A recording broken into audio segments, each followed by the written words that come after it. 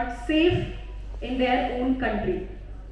Today, in this panel discussion, we will not just discuss about the safety of a woman, but we will cover every gap, every aspect, every loophole about the women's safety. So, let's start our another panel discussion on women's safety from street to boardrooms. Ladies and gentlemen, give a huge round of applause for our moderator, Ms. Rekha Gairola on stage. Ms. Rekha Gairola is a certified POSH Act and POXO trainer, internationally certified professional skills trainer. She is also a NABET certified soft skill trainer and a leadership coach as well. With over 23 years of experience spanning across diverse industries including aviation, logistics, finance, aerospace, and manufacturing. She is a seasoned global leader in security and risk assessment. She has been featured in various magazines, an interview where she has shared her views on gender diversity and providing a safe and secure environment to women. As a member of the task force and draft committee for FICCI for Security for Women in Industries, she actively contributes to initiatives promoting security and empowerment for women in the workplace. Thank you so much, ma'am, and over to you.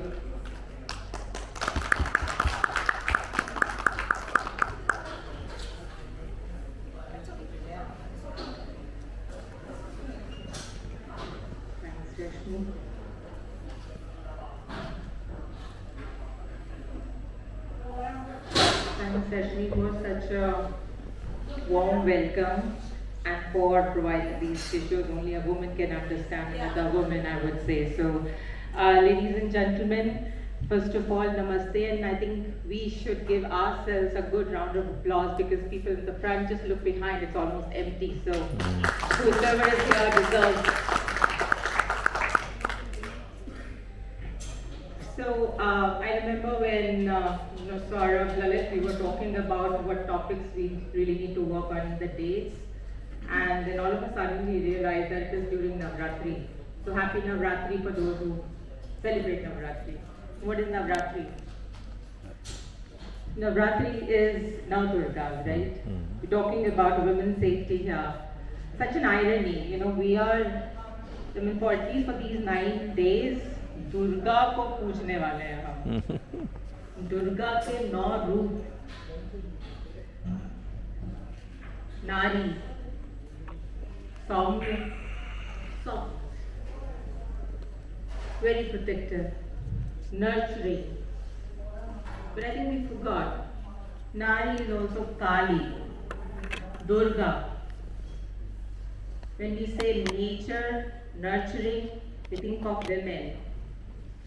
But then when we talk about floods, that's also nature. When we talk about cyclones, that's also nature. I'm so happy and at the same time I would say a little sad. Happy because we will be talking about 50% of the population, not just India but across the globe.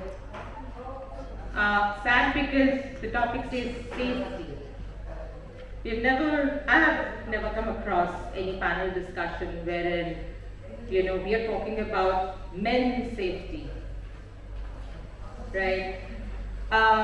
So without further ado, and that's the reason I wanted to first talk about this, and again, as I said, we started off with applauding ourselves, and I was discussing, backstage that this is a topic which not many of us feel very important.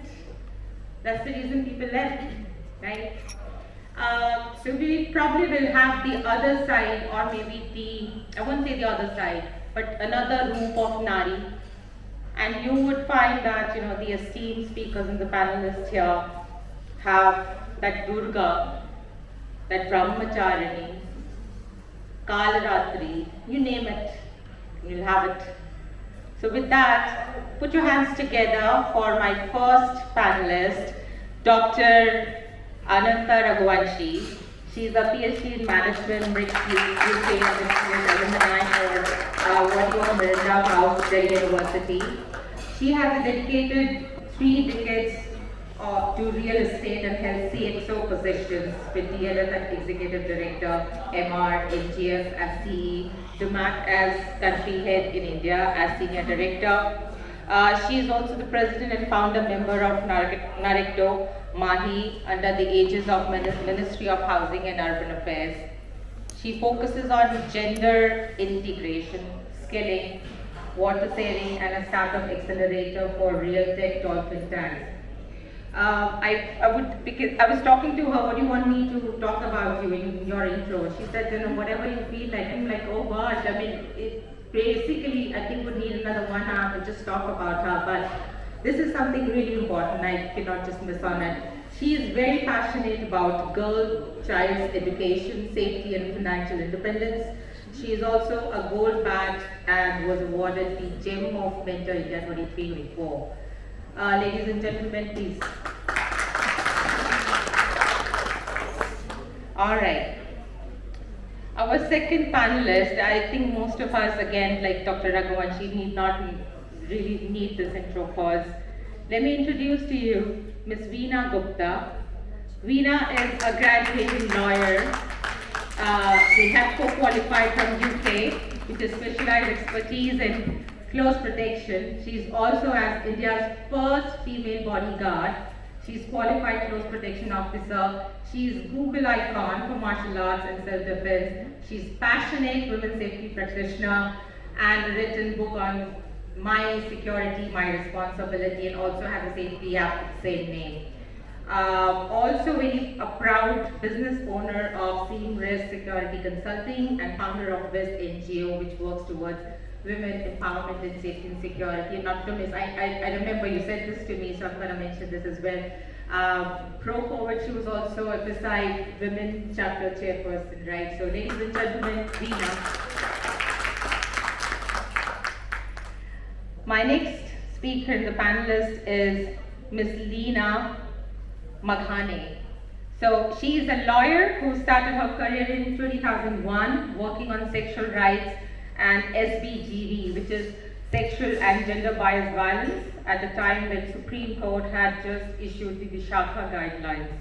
She works in medical humanitarian aid and serves as external members of internal committees, works to ensure that institutes are equipped to prevent a hostile work environment and are able to conduct inquiries in a fair and timely manner. Ladies and gentlemen,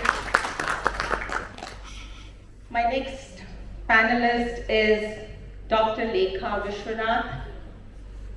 Dr. Lekha serves as a principal of Amrita College of Nursing and Deputy Nursing Director at Amrita Hospital, Amrita Vishwa Vidyapeetham, Delhi NCR campus at Faridabad. Dr. Vishwanath has guided numerous PhD scholars and authored 50 publications, including research papers and a book on obstetrics and gynecology nursing. She is actively involved in professional associations, serving as chairperson of the Education Committee for the Clinical Nursing Research Society of India. She has been resource faculty for numerous conferences and serves on editorial board of many academic journals. And in her free time, she enjoys reading, creative writing, painting, traveling, and photography. Lovely. And ladies and gentlemen, last but not least, I think this probably has happened for the first time in many of the panelists that we have got a student as one of the panel member. Please welcome, put your hand together for Ms. Himani Kulkshetra. She is a dynamic individual with a remarkable blend of academic excellence and leadership, with a 6-year education foundation in electrical system and a specialization in computer systems. She has already made significant strides in her field, right now pursuing masters in health, safety and environment from UPS Dehradun. She has published 3 papers to date already, and her work has been recognized with the prestigious Best Paper Award at the International Conference of Dayal Bagh Science of Consciousness in 2023. Beyond her academic achievements, she was the head of the National Youth Parliament at the bachelor's level and served as board member of the Literature Society, driven by passion for making a difference. She aspires to one day provide a service that benefits all of humanity. Wow, ladies and gentlemen. All right, let me just.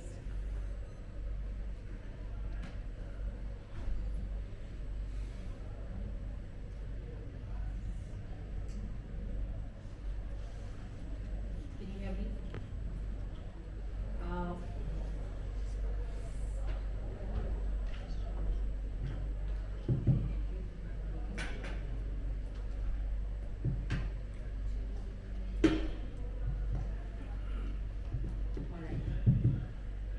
So now I guess you all understood why I was saying, now Durga, and I don't think that anyone sitting here, the panelists, be it Himani or be it Veena there at the corner, we've been watching the news, right? We've been talking about it day in and out, whether people at workplaces, whether it is a mandate such as Posh, whether with regards to RG Kar case. The question is that, was that the only case? Or is it like that nothing happened before that? Or nothing will happen after that? In fact, as we speak, there must be some kind of sexual harassment happening somewhere. This is so painful to say, but isn't it the fact? Now, the topic of ours today is, I remember Rashmi said, we will just look into all the aspects of, women's safety, root cause of women's safety. Believe you me, ladies and gentlemen, 1 hour is not enough to really cover on all those aspects. We probably would be needing, if not 1 month, then at least maybe 1 day to at least just, figure out what all are the concerns. So I'll just restrict myself just for today's panel discussion so that we at least achieve what we want to achieve with this panel discussion, right? We are talking about, women from streets to boardrooms. So when we say streets to boardrooms, it could be, the school-going girl or a lady or a woman there in college or in any of the corporates of the institute. The thing is that मामला हर जगह थोड़ा सा झालमेल वाला है. But when we talk about educated women, it starts from somewhere, and that somewhere is that institution. Where she goes and she studies and she meets, she thinks of she definitely has an inspiring future. So my first question is to you, Leena. So when we talk about women in the universities and the school-going kids, so for a moment we will just keep school-going kids aside and focus on universities and the colleges. What do you think? How can universities and educational institutions foster a culture of respect and inclusivity that promotes women's safety and well-being? Do you think it starts with respect? So it's quite interesting to come to this conference. I work on public health. मैं जन स्वास्थ्य पे काम करती हूँ, mental health पे काम करती हूँ, HIV पे काम करती हूँ, SBGV, sexual and gender-based violence पे काम करती हूँ. When you talk about universities and talk about educational institutions, just like all the companies and the managers that you are, these places are workplaces. And what we've done through the Vishakha guidelines, which were something that were a result of Bhavri Devi going to court and some of the lawyers that I worked with going to court, they asked for a set of guidelines for every workplace. And that includes universities, but also includes any of your workplaces that you have. And they did something very interesting. They looked at preventing sexual harassment. So often, the kind of language that we use, chhedkhani, eve teasing, when actually it's yon hinsa. So we started to train people and started to explain how this impacts women on a daily basis, and actually men as well. So we started to do these trainings to highlight physical or verbal communication that is unwelcome, and we started to highlight that both the impact on the women, but also the impact on businesses. All of you are running businesses, you are managers, you are part of companies, you have a Me Too incident, and your entire credibility of that organization goes to naught, right? So I think what has happened today is that no company, no workplace, no university, no educational institution can actually not have an internal complaints committee which also has an external person like me. So what we did 20 years or more than 20 years ago is ensure that there were internal complaints committees which actually did training against prevention. We didn't want to deal with very serious cases of sexual harassment, we wanted to prevent it. And some of the incidents that are being described today, Artikar for example, is a direct result of the non-implementation of the POSH Act or what we call the Vishakha guidelines. So if you did have mechanisms in place, you wouldn't have those incidents. You would have a mechanism for women to come forward and deal with the complaints, but also the inquiries would be as per a fair procedure. So these are very important safeguards we put into place. Now how people use them and apply them is where the challenge lies. For example, in the private sector, when I was in IIIT ICC, we did 25 inquiries, maybe about 7-8 were not cases of sexual harassment. Some were bullying, which should be also prevented. So I just wanted to simply say it depends upon your approach to professionalizing your organization. And I think no organization today, whether commercial or a non-profit, can afford not to deal with sexual harassment. And I think this is where I come from.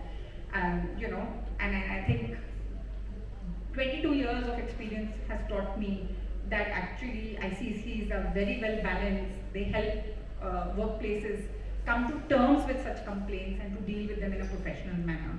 And I think this is the crux of my recommendation to everybody who's sitting in this room and is a manager with people under you, is get them trained on what is sexual harassment and just prevent it. You don't need to go down the road of what happened in Artikar.